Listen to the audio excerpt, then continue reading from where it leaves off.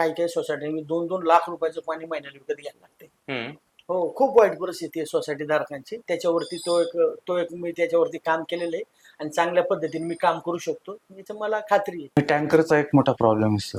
म्हणजे अजूनही जर टँकरने पाणी द्यायला लागतंय किंवा पाणी द्यावं लागतंय तर त्याच्या संदर्भातली आता आपली भूमिका काय? बघा, भामा आसखेडवरनं आदरणीय आमदार महेशदादा लांडगे यांनी 268 MLD पाणी आणलं.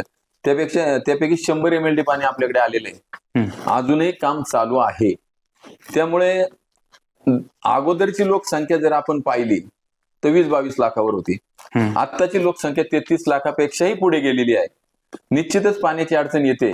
परंतु जेव्हा भामा आसखेडचं 268 MLD पाणी जेव्हा या 4-6 महिन्यामध्ये येईल तेव्हा 100% तळवडे, चिखली, मोशी, डुडुळगाव, चोरवली या 5ही गावचा पाण्याचा प्रॉब्लेम सॉल्व्ह झालेला असेल.